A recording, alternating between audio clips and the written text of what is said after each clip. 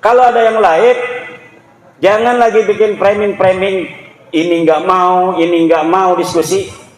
Universitas mana yang mau menjadi tuan rumah untuk diskusi nasab saya dengan Rabita Alawiyah? Tepuk tangan. Siapkan segala sesuatu yang harus disiapkan untuk terjadinya diskusi nasab antara saya dan Rabita Alawiyah, dengan syarat tempatnya yaitu di kampus, dihadiri oleh para pakar sejarah, dihadiri oleh orang-orang pinter.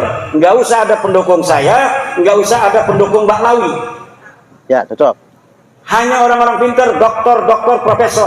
Silakan di situ Mbak Lawi, siapa yang mau jadikan wakil, mau 1, 2, 3, 20, silakan, saya sendirian.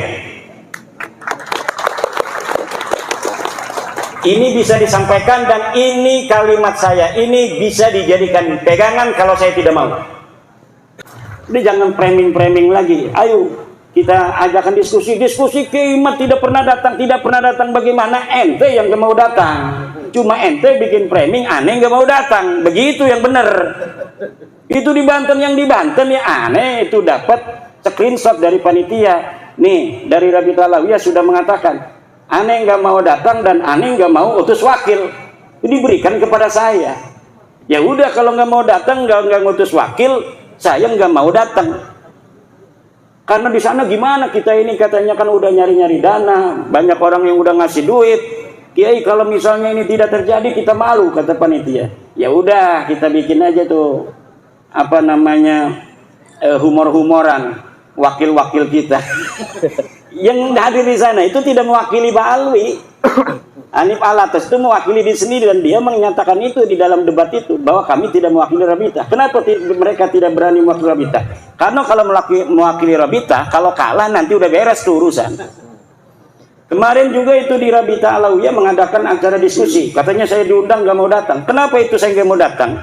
Tanggal 7 September. Karena sebenarnya mereka diundang dulu oleh kita, bukan oleh kita, oleh Universitas Wali Songo. Tanggal 10 September saya diundang oleh Universitas Wali Songo tanggal 10 September dari perwakilan Rabita Alawiyah diundang. Kemudian tiba-tiba kok mereka mau mengadakan dulu tanggal 7-nya sengaja. Kenapa? Kalau saya nggak datang nanti bikin framing alasan. Ya kata saya kalau tanggal 10 kita mau diskusi, di situ aja kita tuntasin. Ngapain saya harus diskusi-diskusi sebelumnya di Rabita Alawiyah? Kan simpel, tapi mereka bikin framing dan mukibin-mukibinnya seneng banget itu dikibulin kan? Iya. Dengan framing-framing itu. Kalaulah keluarga Mbak Lawi ini benar seperti yang mereka sebutkan dalam ceramah-ceramah itu, bisa nurunin rantai dari emas. Emas dari langit. Iya. Emas dari langit. Bisa nurunin rantai dari emas dari atas langit gitu. Ini pasti kan sesuatu yang sangat luar biasa. Tentunya kalau misalnya terjadi tidak hanya dilihat oleh anak cucunya yang menulis itu dong. Karena kan dari langit di atas banyak yang lihat. Harusnya banyak yang lihat juga dong ulama-ulama di Tarim itu. Sedangkan di Tarim banyak sekali ulama-ulama dari keluarga Mbak Fadal, dari keluarga Al-Khatib, dari keluarga-keluarga lainnya. Kenapa yang lainnya itu menulis kitab tapi tidak mendeteksi adanya rantai turun dari langit yang terbuat dari emas? Itu tidak ada lagi jawabannya kecuali memang berita itu palsu. Itu namanya khurafat. Itu dari ilmu sejarah tidak terverifikasi, ilmu nasab tidak terverifikasi, ilmu filsafat tidak terverifikasi karena filsafat harus logis tadi kan, harus logis, verifikatif. Itu dalam teori ilmiah itu logis, verifikatif, masuk akal. Kalau tidak masuk akal sebuah sejarah itu tidak ilmiah namanya. Kalau tidak ilmiah itu namanya apa? Cerita saja. Al-khabar, information. Information itu al-khabar mahtamala sidqa wal kadhiba. Sesuatu yang mungkin saja benar, mungkin saja salah. Bagaimana kita untuk mengetahui dia salah dan benar? Ya tidak ada lagi kecuali diverifikasi. Lamun wis suro istifadah ya wis sah. Sekarang kan sudah suro istifadah. Suro istifadah itu artinya populer. Sampun viral. Wis viral para habibiki turunan nabi kan. Itu sudah katanya, kata Hanif Alatas. Kalau sudah surah istifadah, ya sudah katanya. Harus diterima sebagai turun Nabi. Tidak bisa, bos. Pembodohan itu. Tidak bisa. Surah istifadah itu dalam ilmu nasab itu ada definisinya, ada syarat-syaratnya. Kata Ibnu Hajar Al-Asqalani mengatakan, innan nasaba mimma yasbutu bil istifadati illa ayyasbuta ma yukhalifu. Nasab itu memang termasuk sesuatu yang bisa untuk ditetapkan dengan popularitas. Cukup populer saja bahwa Kiai Suparman anaknya Kiai Ahmad. Udah didengar di tengah masyarakat begitu, ya sudah. Gak usah diteliti-teliti siapa dukun yang menyaksikan lahirnya Kiai Suparman dari istrinya Kiai Ahmad. Gak usah begitu. Tapi apabila sudah nyata ada bukti yang membantah, misal ternyata Kiai Suparman dari Kiai Ahmad ini hanyalah anak angkat, maka surah istifadah itu batal. Dalam kaidah ilmu nasab, idza wujidatir rif'atu batalatil istifadatu. Apabila kitab sudah ditemukan, maka istifadah itu batal. Nah sekarang kitabnya sudah ditemukan, As-Sajarah Al-Mubarakah. Anaknya hanya 3, Ahmad bin Isa, Muhammad, Ali, dan Husain. Teu aya putra anu ngaranna Ubed, teu aya putra anu ngaranna Ubedillah, teu aya putra anu ngaranna Abdullah. Nah kalau sudah begini, berarti surah istifadah itu batal. Katanya kan sudah ada di dalam kitab nasab abad 10, yaitu kitab nasab yang pertama kali mencatat Ba'lawi sebagai turunan Nabi itu adanya di abad 10, Pak. Jadi orang yang diakunya ada di abad keempat, Ahmad bin Isa 345 Hijriah, baru ditulis 651 tahun kemudian. Jadi orangnya itu ada di abad keempat, baru dicatat punya anak namanya Ubed ini tahun 996 Hijriah. 651 tahun dalam sebuah kitab yang namanya Tuhfatul Talib. Nah, sebuah kitab, walaupun kitab nasab, kalau kitab nasab ini adalah termasuk kitab nasab hadisah, ini tidak bisa mengisbat orang-orang yang qadimah. La yumkinunal hadisu anin nasabil qadimi binaan ala ma warada fil kutubil hadisah. Kata ahli nasab itu dalam kitab Usulu Ilmil Ansab, bahwa la yumkinunal hadis, kita tidak mungkin berbicara anin nasabil qadim, tentang nasab yang sudah jauh di abad keempat, binaan berdasarkan alama warada fil kutubil hadisah, dengan berdasarkan kitab-kitab yang ada di tahun-tahun yang baru seperti 900 Hijriah, abad 9 Hijriah. Tidak bisa. Kata Hanif Alatas, kitabnya ada 140 kitab. Kitab apa itu? Kitab sejarah atau kitab tasawuf. Kitab nasabnya cuma Tuhfatul Talib, kemudian Tuhfatul Azhar, dan kitab Samsul Zahirah. Itu pun ditulis oleh mereka sendiri, Samsul Zahirah. Sedangkan kitab itu mulai adanya sejak abad ke-10 sampai sekarang.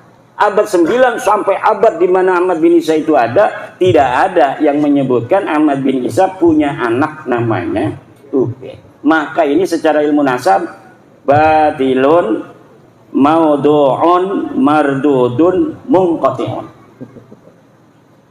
Secara ilmu DNA orang seluruh Indonesia, seluruh dunia ini, Pak, sejak 2010 sudah diambil sampelnya oleh sebuah badan dari dunia yang ingin mengetahui ikatan hubungan antara satu suku dengan suku lainnya.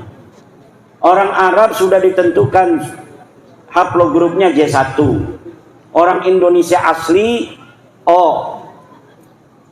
Nah, sedangkan Ba'lawi ini ngaku turunan Nabi, ketika dites DNA ternyata DNA-nya bukan J1 tapi G.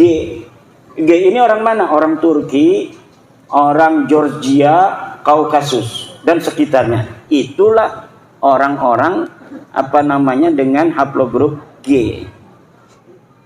Kok adanya di Yaman? Mereka hijrah abad ke-6 Hijriah. Jadi tahun 500-an baru hijrah. Kok ngakunya dia punya buku mengatakan hijrah kakeknya itu abad ke-4 Hijriah. Ini sama sekali bohong.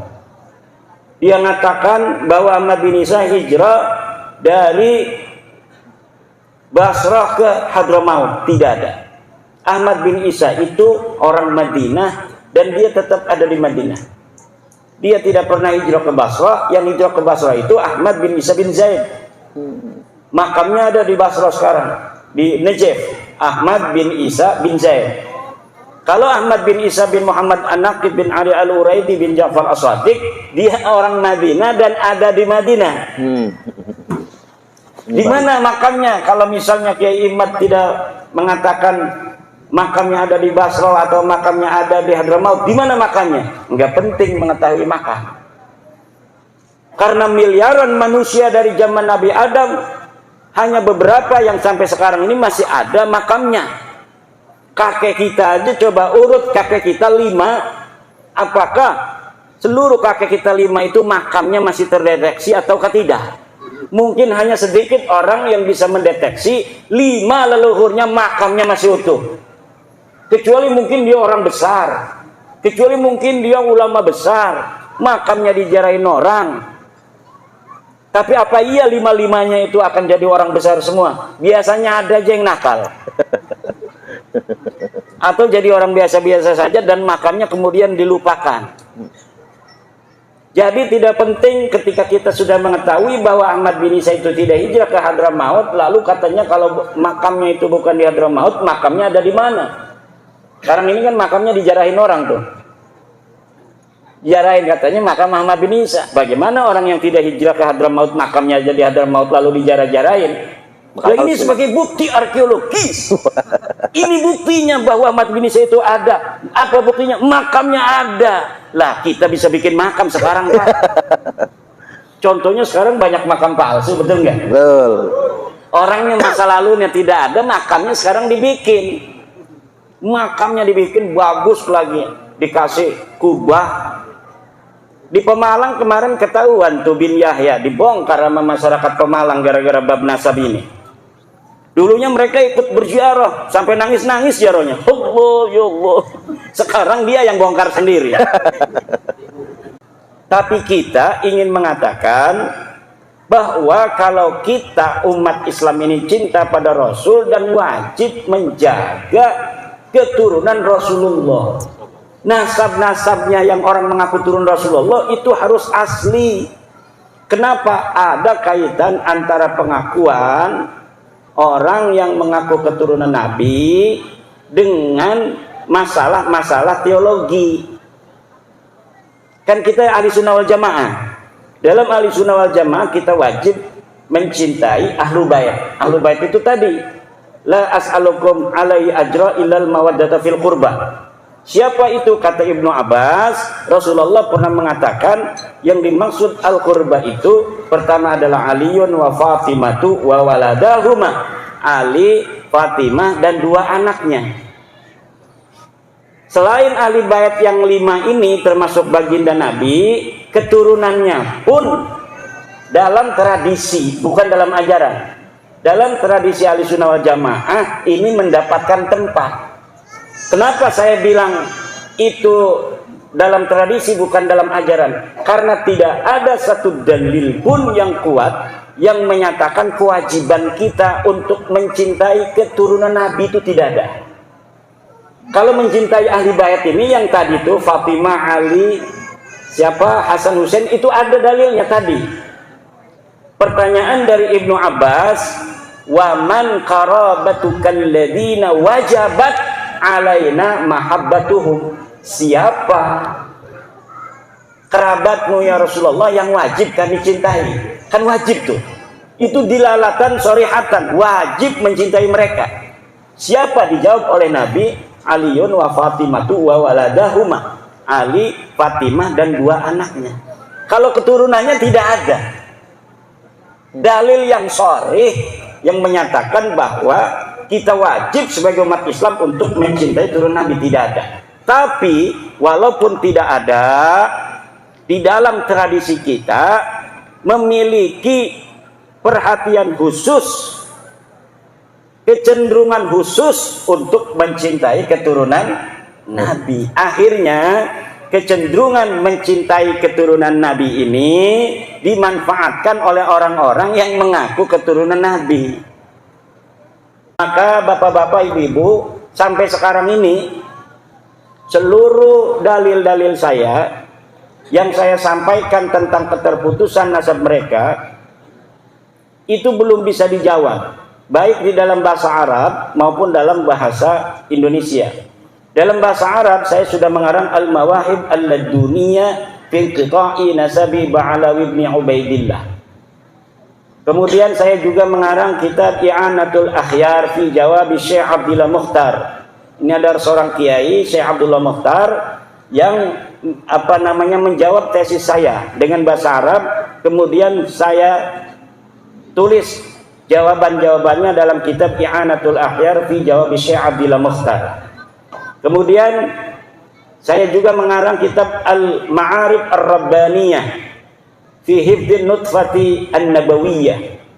Ini adalah jawaban untuk Kiai Qurtubi dari Lebak. Dia bikin kitab namanya kitab Ihya'ul Mauta, menghidupkan orang-orang mati. Itu Fakih Muqaddamah gitu. Kemudian di dalamnya ada dalil-dalil dia. Saya jawab semua dalilnya dalam kitab Al-Ma'arif Ar-Rabbaniyah fi hifdhin nutfah an-nabawiyah.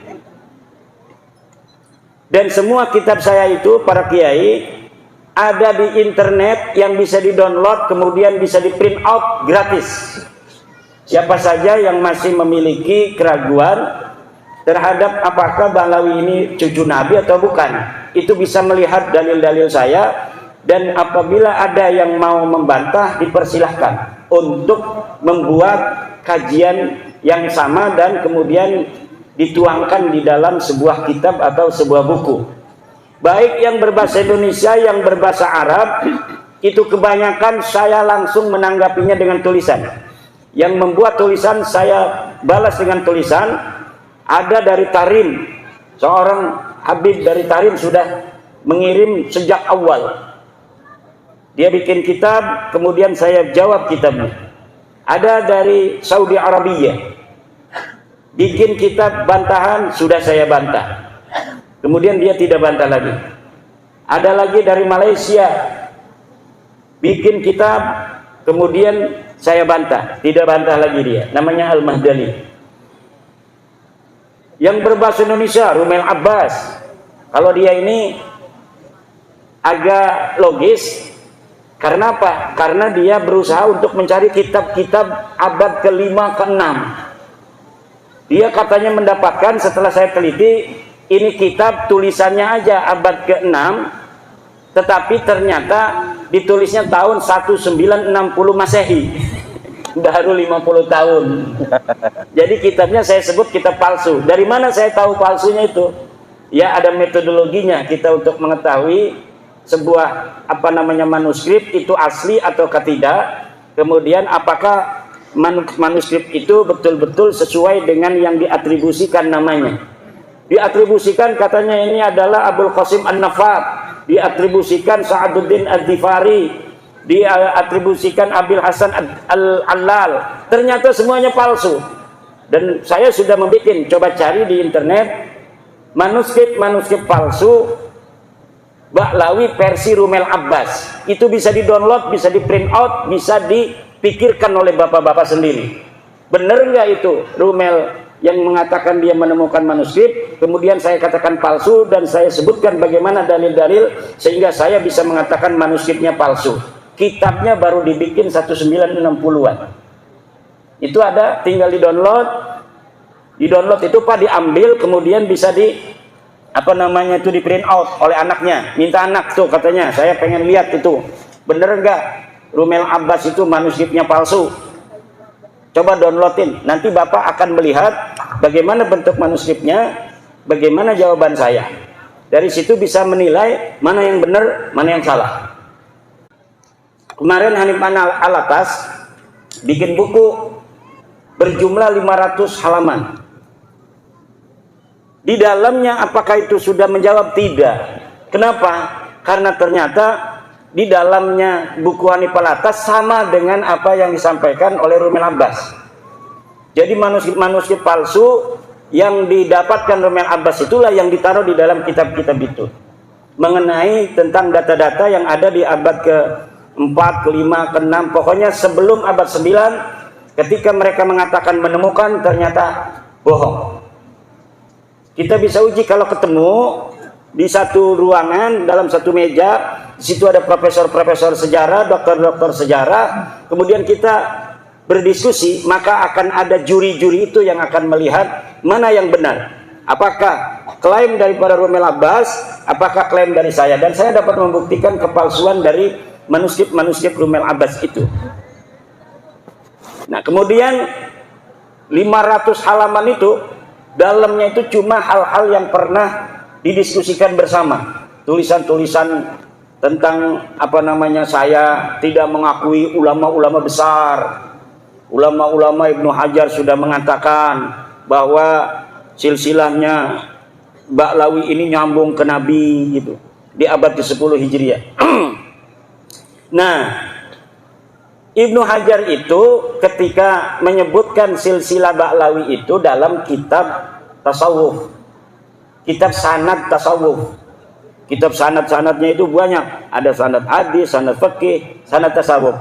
Pas bab sanad tasawuf, dia menyebutkan silsilah Ba'lawi dari gurunya yang Al-Idrus. Dari dia mendapatkan dari gurunya bahwa silsilahnya begini, sampai ke ayah saya, sampai ke kakek saya, ke buyut saya, disebutkan oleh gurunya. Menyebutkan silsilah seperti silsilah di abad 9 itu, yang nyontoh dari abad 9 dari Ali As-Sakran itu. Nah, di dalam ilmu nasab di dalam ilmu nasab, ini bukan punya saya ya, coba nyari yang baru. Di dalam ilmu nasab ada sebuah kaidah bahwa la yu'khadu hadzal ilmu ayin nasabu illa an maraji'ihi wa masadirihi. Tidak bisa diambil ilmu ini, yaitu ilmu nasab, kecuali dari sumbernya, yaitu kitab nasab.